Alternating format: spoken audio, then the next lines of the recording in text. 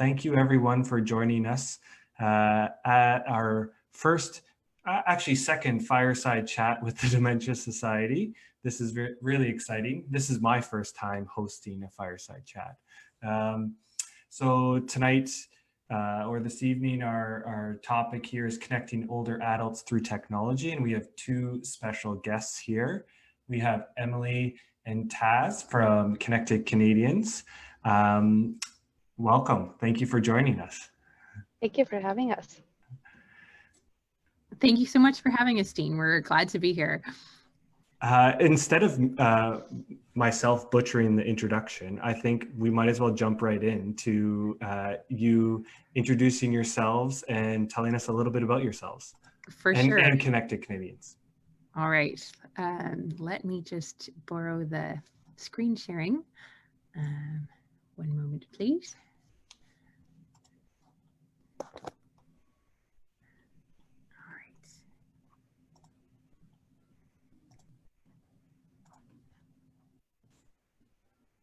All right, so here we go.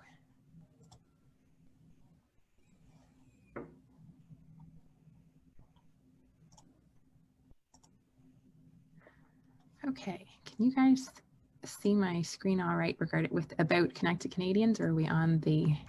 There you go. Yes, there we go. Perfect. Okay, so Connected Canadians is a nonprofit organization that promotes digital literacy skills among seniors and older adults. We started just over 2.5 years ago now. Taz and I had founded it because we realized that there really was a gap in terms of services for seniors and older adults. We knew that youth and lots of other demographics in our population were very well served in terms of promoting digital skills, but having volunteered for a long time with seniors and just kind of worked in that area informally, we found that there didn't seem to be a lot of organized structure around that. And so we really wanted to build something scalable and something that could actually help address that need. And so Connected Canadians was born. Taz, would you like to input anything on that?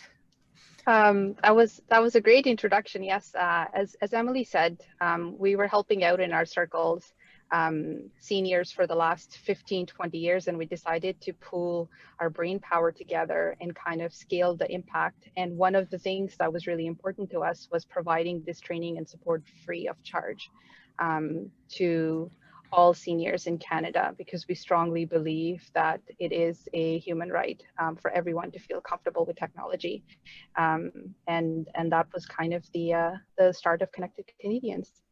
Mm-hmm. So before COVID, we were very much focused on sort of in-person training and programs. We did have a remote program that we were offering to people, but it was sort of our last option, because we found that our volunteers and our clients really appreciated that sort of in-person interaction, and it was pretty hard to convince folks to just get help on the end of a phone line, because there was no real need for it unless folks had mobility issues or were located in a really remote location. And so that wasn't really the focus of our offering pre-COVID. And of course, with COVID happening, we suddenly had to turn quite rapidly and make that much more available to our clients, since we could no longer see them in person anymore. Mm-hmm. Yeah. All right. So Dean, you want to? Well, that's amazing. And I think we're going to get into that a little bit later about how we've all had to pivot quite quickly with COVID. Mm-hmm. But one question that I think I know I have, and I think other people have, and you mentioned it. So your mandate is for Connected Canadians is to promote digital literacy amongst older adults. So what is digital literacy? Great question. So let me share my screen again. One moment. Emily has a very academic answer, and then I have a very applied answer to the same question. Here we go. All right. So digital literacy, hang on, I'm not showing my digital literacy skills so great right now. Give me one moment here.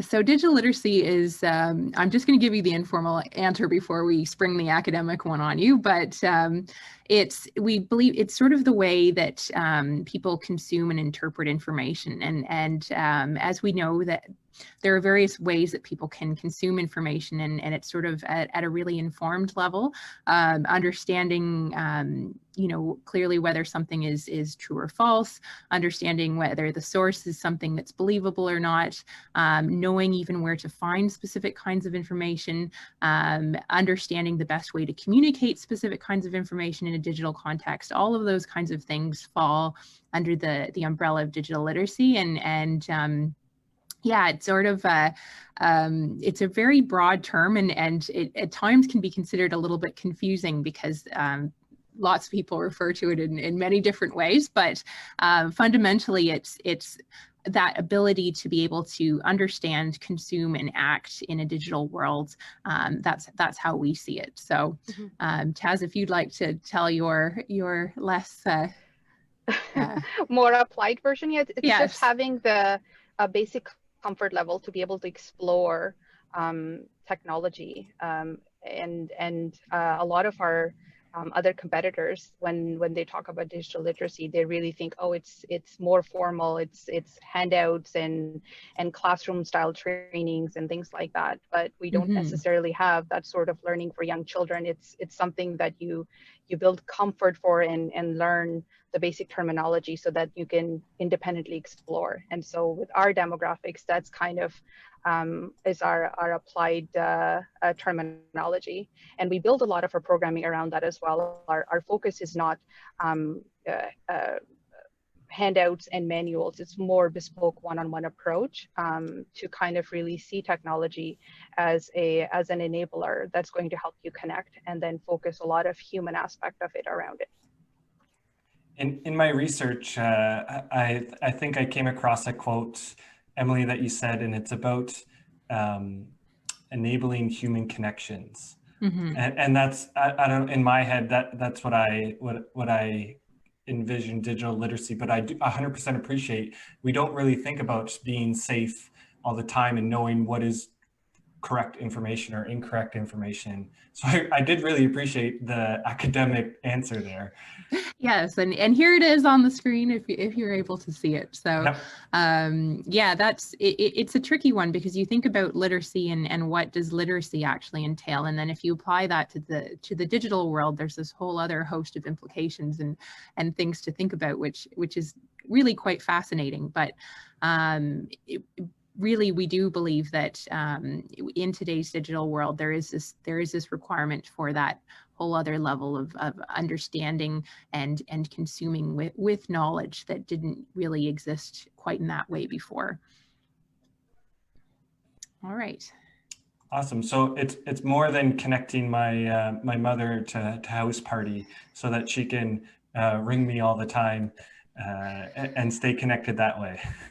For sure. No, and I mean, definitely that is one part of it. But, your mom being able to connect to house party herself and set up, games for other people to play together would be the desired level of digital literacy that our programming would like to bring about. So teach her how to fish herself, right? Yeah. Exactly. So, yeah. So you, I mean, in the intro, you kind of alluded to how much you've changed with COVID.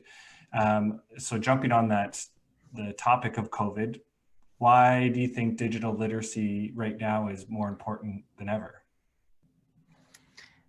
You want to go first, Taz? I feel like I've been stealing. No. We've gotten into a habit where we finish each other's sentences. I think that's the consequence of working together for 20 hours every day.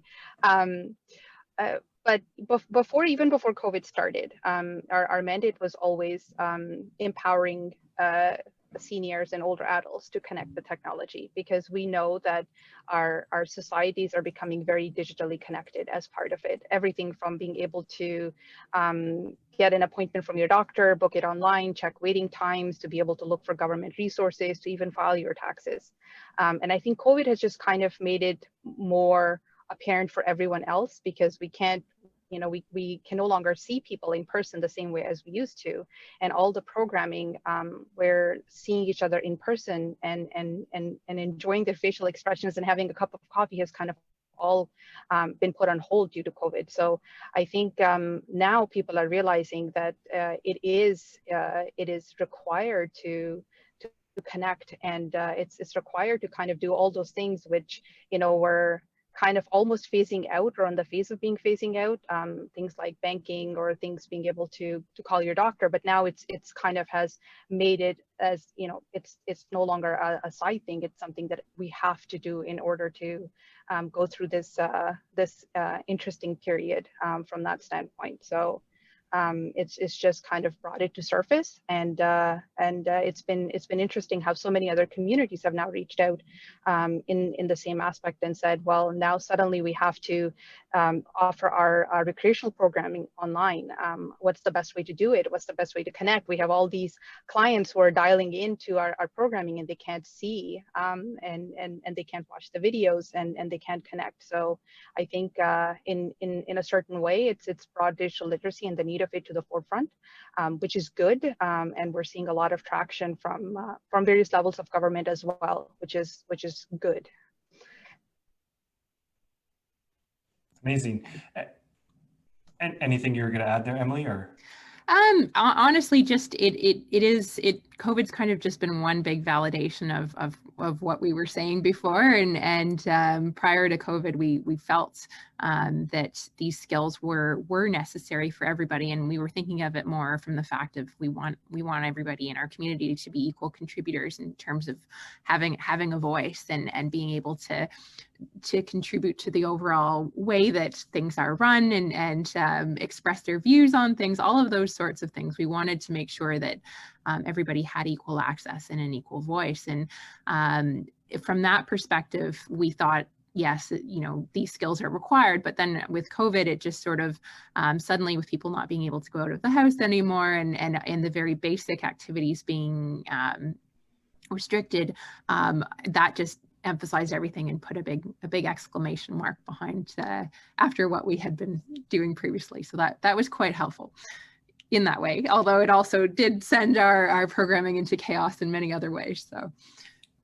yes, and I'm gonna after I address a question here from the audience here, I'm gonna put my 2 cents in here on how the Dementia Society has pivoted with COVID, and how I think it ties into digital literacy. But the question is in regards to what do we consider, as we keep hearing the word older adults, what do we consider older adults? So I don't know if you have a definition here. That really, so when Taz and I incorporated Connected Canadians, I think we said 50 and up in our actual like constitution. That being said, we're currently partnered with Help Age Canada, and I believe their mandate is to serve age 65 and up as well. So it really depends on which programming we're delivering. We still sort of, we will serve people in their 40s and 30s. Honestly, we don't really want to turn anybody away, but it's just that there is such a large amount of programming already out there for anybody who's sort of 20 and under, or in their 20s and younger, that for us it was really more the focus on folks who were not in that other age bracket that was so well served. But Emily, you bring a very important point, in a sense that when we started, some people were saying, oh, well, you know, it's a certain age group that requires special help. Maybe it's just 85 plus that really require digital support, and people younger, you know, they don't need as much help. But that's not entirely true. Technology is changing leaps and bounds, and we noticed that the comfort level with technology is different for every age group. Like my son is 4-year-old, and he's way more comfortable with virtual headsets and things like that than I am. And now we're going from, web-based to voice-based chatbots and things like that. So I think the gap and the need to provide support will always be there, whether you are 50 or whether you're 80, because the technology is going to change and will continue to change and evolve.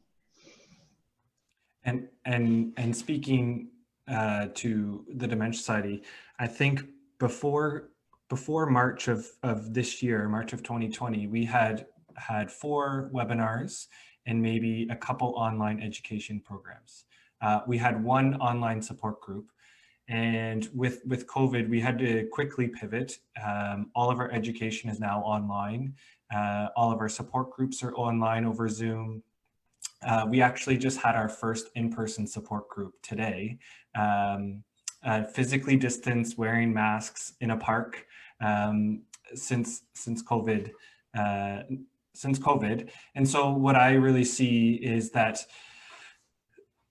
there was definitely a significant dip in the amount of caregivers and persons living with dementia who accessed our programs as soon as COVID happened, because people weren't used to receiving support online or joining a support group online. And so not only did we have to really look at how we could help support clients through what they're going through, but also how do we support them through their technology challenges. So if we really wanted to live to our mission that no one should face dementia alone, we really have to help ensure that people have the digital literacy to access support, because I don't think we're not going to go away from this virtual programming and support.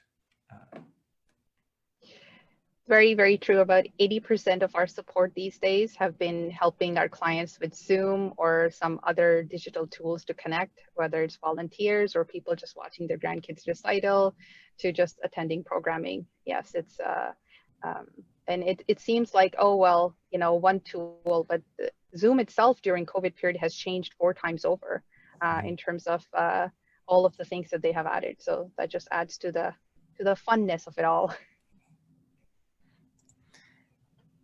Yeah. So I would love to hear, I'm sure you have lots of stories of older adults connecting through technology. So do you have any good news stories with all of the bad news that is happening in the world these days? Oh, we do for sure. I will bring up a video first. I just want to make sure that we can play the sound correctly, because that's important. Yes, that was a new Zoom edition where you have to click play through. Exactly. Yeah. All right, give me 1 second. Here we go.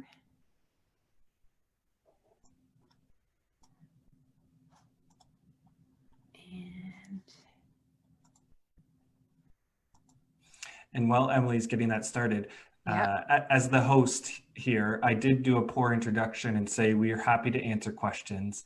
So put it in the chat box there. We'll open it up after we've gone through some of this conversation, but we're happy to answer questions. Okay, awesome. All right, let's just make sure you guys can hear this okay. Is there sound coming through? No. Okay, give me 1 second.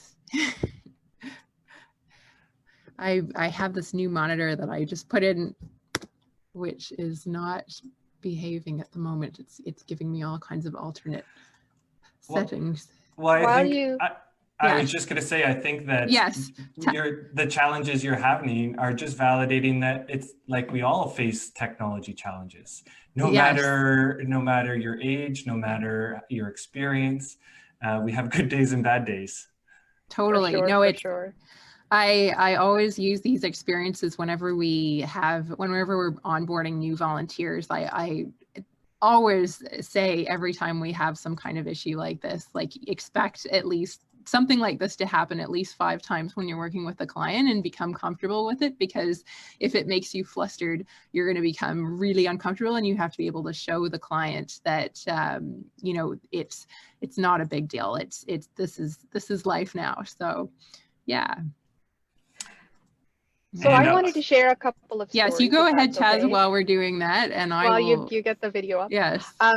So before COVID, we had a pretty strong community in Ottawa, where we were seeing our clients on nearly monthly basis. We would hold in-person workshops at the senior communities. And after COVID, we realized that there is a huge population that doesn't even have the tools to be able to connect. And so we piloted a very small tablet lending program, which is now in its other stages to become a national program. But as part of it, we received lots and lots of requests of people saying, "Oh, my in-laws, they don't speak English. They only speak Cantonese. They live on the other side of Toronto, and they are, you know, they're really isolated. How can we really help them?" And then we worked with lots of those families to get them devices so they can get connected. And it was we had about 5 of the clients that I personally worked with, where they went from, "Oh, I'm not really sure, this is too complicated," to being able to get a device and have Facebook on it or have Zoom on it, and have that initial conversation with their kids and watch their grandkids recital in Nova Scotia, and kind of have that respite and that relief and that sense of connection from that standpoint. And it wasn't easy for all of the clients. For some of them, there was just a lot of humps and a lot of jumps and hoops to get to it. And again, that speaks to the availability of technology. For a lot of our clients, they were calling into telco providers to get connectivity from that standpoint. And when they were calling in, they were being put on hold for hours and hours, and we were trying to help them out. And then for a lot of younger groups, you know, we generally go on online and we interact over chat and we get an answer right away. And so that was a very interesting and fun discovery from all standpoint. I mean, a lot of older demographics is going to call in and the service is not there, but at the end of it, it was really good to see that someone who was a shut-in because all of the respite programs have now closed is now able to use Zoom to be able to talk to their grandkids that don't necessarily live in the same city, or being able to talk to their family that's not even in Canada from that standpoint. And what was really nice is at Connected Canadians, we do offer support in different languages. So a bulk of our volunteer force is new immigrants like me who speak multiple languages, and our high-tech employees or professionals, and they're looking to get connected in their community. So during COVID, we have been serving the larger population in about 6 languages. And so it's always fun when I can help someone out in their native language, and have them feel that, you know, they're not alone. Someone's got their back from that standpoint. So that was very nice. Amazing. And just for the clients, just for participants here who have put a few questions, we'll get to them right after the video here. All right, now tell me the sound should work. Fingers crossed. Yep. Connected Canadians, connecting older adults with technology, training, and support. I'm Robert Carleton, and I'm 67 years old. I had no technology before Connected Canadians. This is my first technological device ever. When I went to phone a company to get information, I'd wait 20, 30 minutes or how long it is to get in. And then they'd switch me and I'd wait again to another department. I got this device and now I'm learning how to get into the device. And I find out it is speeding me up. They got me into the internet, the Zoom, the YouTube, and the messages. Eventually, I see that this is going to be where it is. How come I can't get anywhere? You don't have an iPad or some technical device.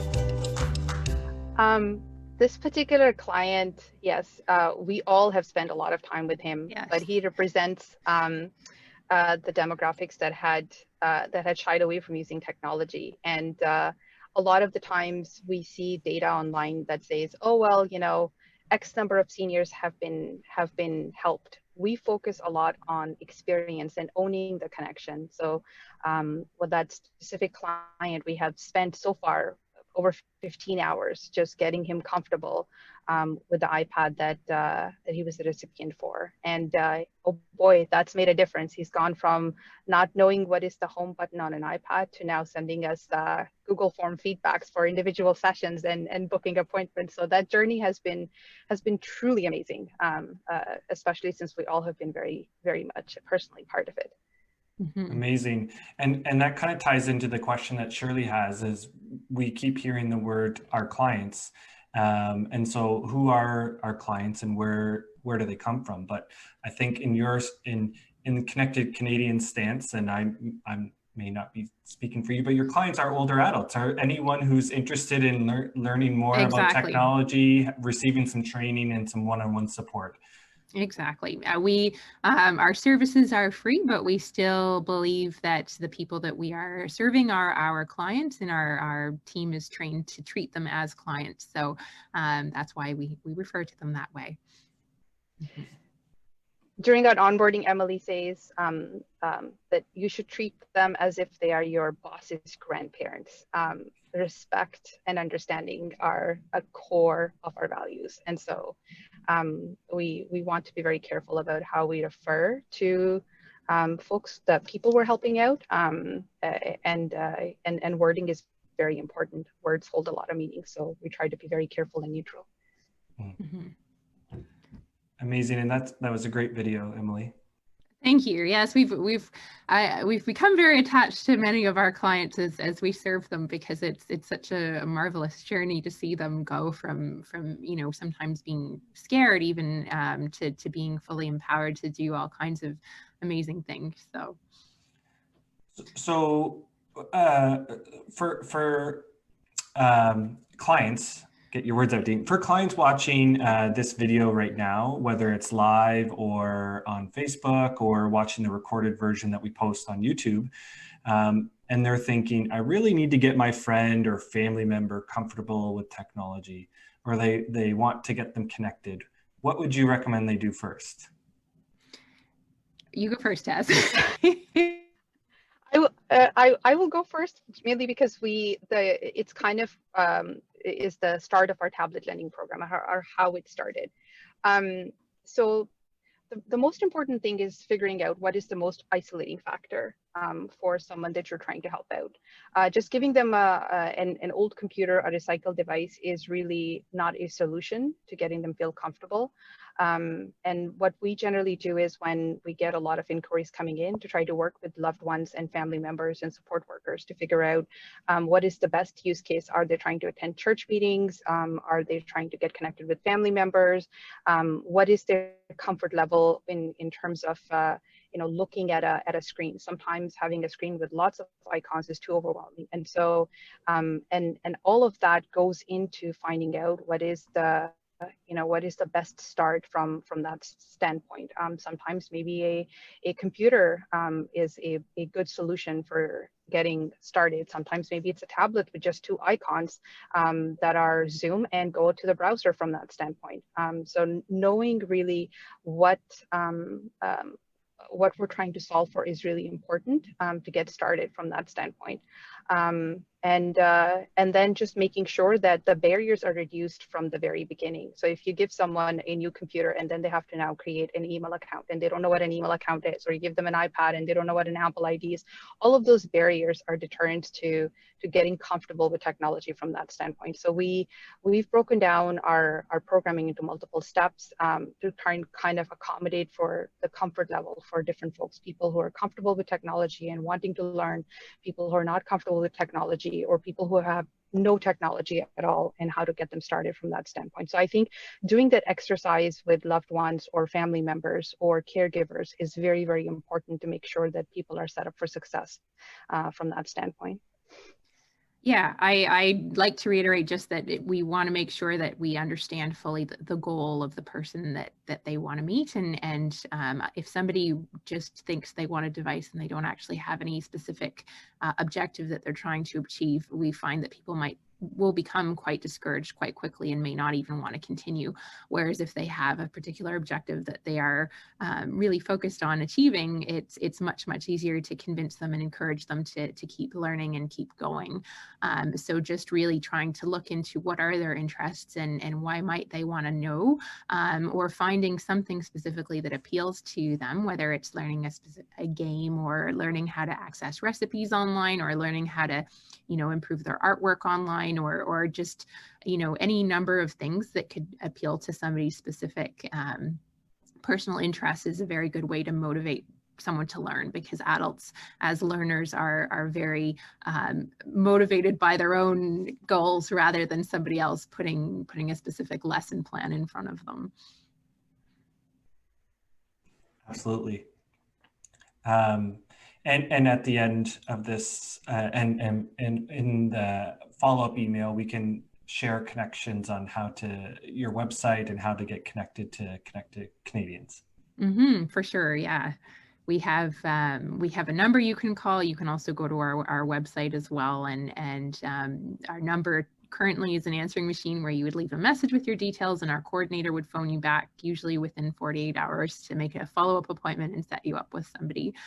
Whereas with our website, you would just fill out a form and explain your needs, and our coordinator would follow up with you that way. Mm-hmm. We have, I'm going to jump to a side question here from a participant here, and really just wanted to focus on what has been your experience. Let's just say a caregiver really wants a family member to get connected. They want to stay connected through technology because of COVID. We're physically distancing, maybe they can't visit, but that family member is really resistant to technology. I know it's not for everyone, right? Maybe staying connected over the phone is still the best method, or maybe, let's go old school and bring back the pen and paper and send letters to each other. But have you had any experience with clients who have been initially resistant to technology? We have. We've had some that have been successful and some that have actually said, you know what, I don't want to have an iPad. I'm good with my current set of tools, and that's okay. We're not here to promote technology for technology's sake. We genuinely want to make people's lives better, and if they feel that that's not a need in their life, then we don't want to force it on them. So I think the thing is just being sensitive enough to understand what might those interior motivations be, and can we appeal to them, and if we can't, then okay, that's fine too. So it's really just having that ability to determine what might motivate somebody to learn technology, and perhaps even just making them aware of the possibilities that technology can open to them personally, and explaining that, and then letting them make the choice. So. Mm-hmm. And I have two examples to give in that scenario. One is actually my dad, who was very resistant to technology. He is a retired engineer, and I realized that he really likes to follow up on news. And so my deal was, okay, I will show you how to click one button and then get the news from newspapers that you want. And he was like, I'm not sure. And I got him an iPad, and I put all of his favorite news papers as a home icon, and he used it for 2 or 3 times, and then he realized it holds battery really, really well, and he can just go all over the house, and he doesn't have to charge it. He's not tethered to it like he used to at work, and that was a really good in. And another story that I have is also a retired engineer that I was helping out, and he had special needs. His visual acuity was not there, and he really wanted to listen to audiobooks. And so I worked with him to get Google Home working, so that he could just ask Google to turn on the books that he wanted to read. And then we started to share books, his interest with mine and mine with his, because he also has an engineering background. And so technology might not always be visual, or might not be in a form of a computer or a tablet. It might be, again, as Emily's point, understanding what needs we're trying to solve, and making it and getting them attracted to that, so that they adopt it. Amazing. And kind of tied into that, what do you think is the biggest misconception that older adults have in using technology and connecting through technology? I think there's a few things, but one of them I think is just the perception that technology is going to take over their life if they let it in, if they get internet, or if they if they somehow let that little bit of technology into their life, they're going to become like their adult children who are obsessed by their phones and never be able to get away again. And we certainly have some clients who are very attached to their technological devices, who genuinely feel like if their phone's not around, a limb has been removed. But we also have clients who do just check their email once or twice a week, and just use their devices when they need to. So I think honestly, it's very much down to sort of a personal preference and a person's ability to control anything in their life. And if somebody has sort of an addictive personality, then yes, maybe they will become that way. But it's definitely not as hard set as that. Amazing. And so I think there's one last question that I have, before we open it up to some questions from the group. But it's not really a question. It's more of there is a little bit of, I guess there is some news between our organizations, and I was wondering if you'd like to do the honor and to share the exciting news. Oh, you're on mute, Emily.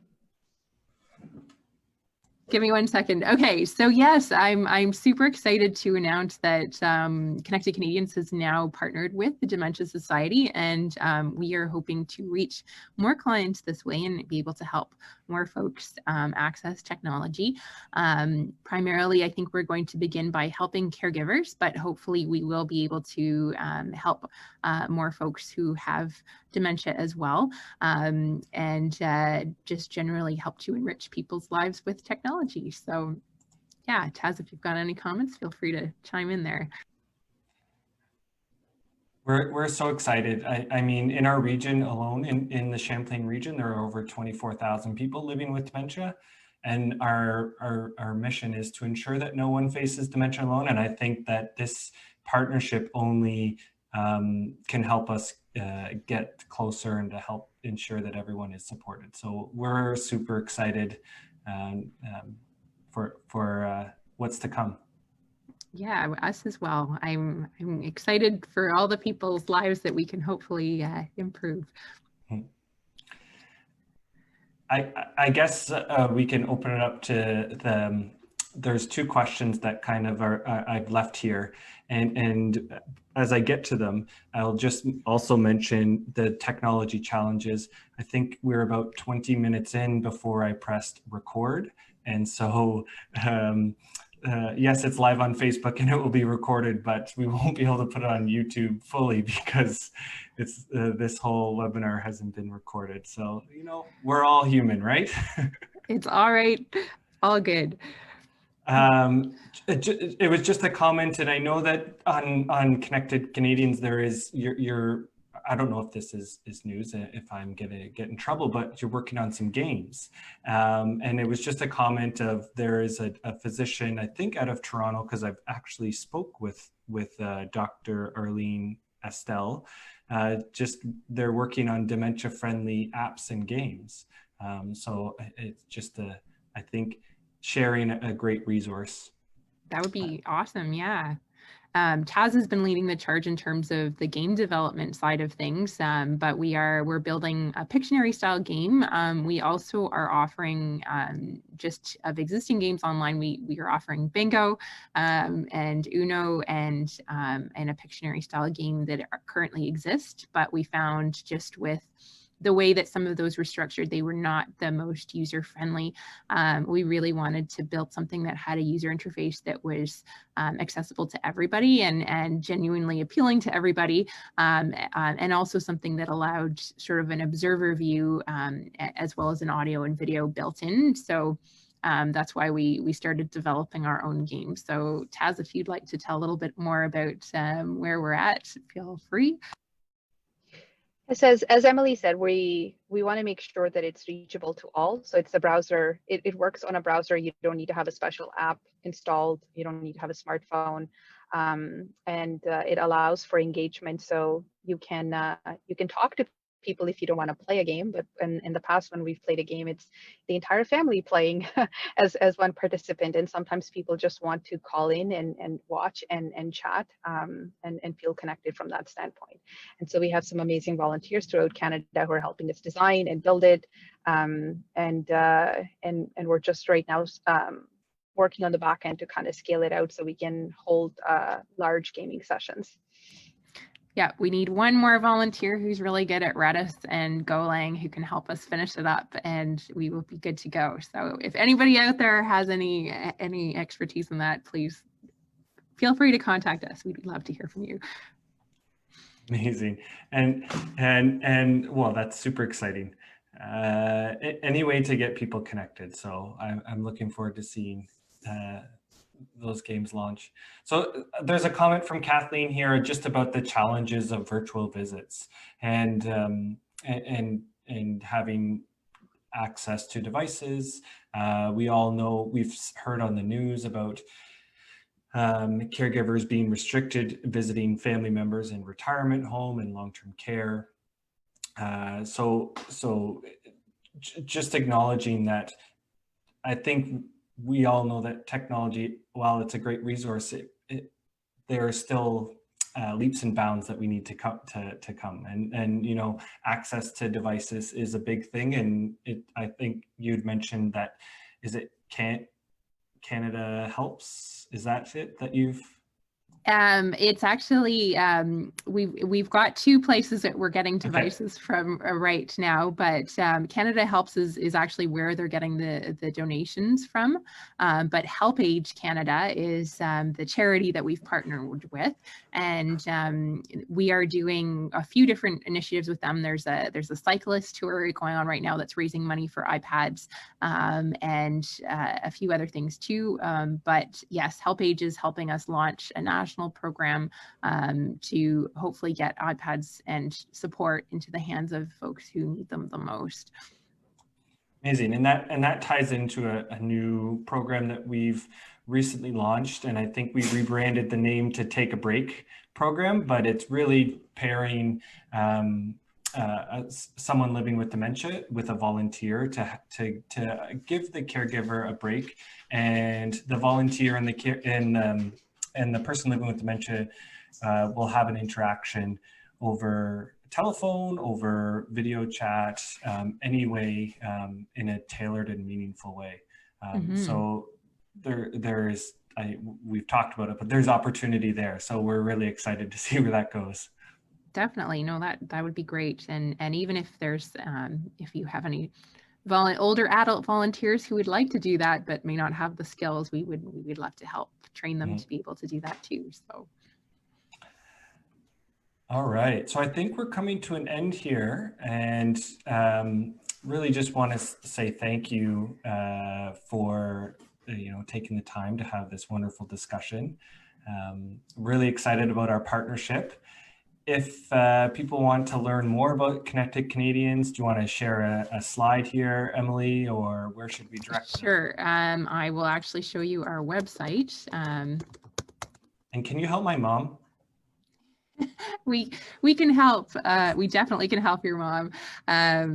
We own the domain name. We bought the domain name wecanhelpyourmom.com because we really felt that was one of the most frequently heard responses we heard to folks when we mentioned that we were helping seniors with technology. So anyone who needs their mom helped, their dad helped, their uncle helped, their aunt, we're there to help them all. So let me just bring up so this is our website. It's www.connecttocanadians.ca. Make sure you can actually see it. Are you able to see it right now? Yep. Including the URL? Perfect. Okay. So yes, you can go there. If you go to the What We Do programs page, you can sign up there. You can pick the program that you're interested in and click the sign up button. and provide us with your information there. Barring that, if you just would like to leave a message for somebody because you prefer not to use the phone, we also have a phone number that you can reach up here. It's 613-699-7896, or we also have a toll-free number for folks who are outside of the Ottawa region.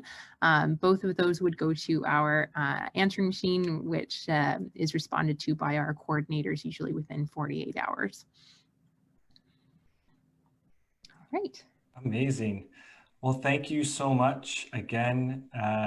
This has been a wonderful discussion. I think we could close it off there. If Taz, if you want to say anything else, or we're good to go. My puppy in the background is yes, I was just anxious. going to say he's cute. Need to get out for a walk.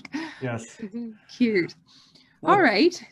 Thank you, yeah. Dean. We really appreciate you having us tonight, and we are very excited about the partnership, and we're very excited too to learn, because I know you've mentioned that you can provide some training for our volunteers, and I know our volunteers always love learning new things. So getting some new skills to deal with folks who have dementia will be very helpful for our team as well too. So I look forward to chatting about that further as well. Amazing. Well, thank you. And thank you to all the participants who joined today and reach out for support from the Dementia Society and Connected Canadians. And we'll see you back here again another time. Sounds good. Thanks, everyone. Thank you Bye. very much.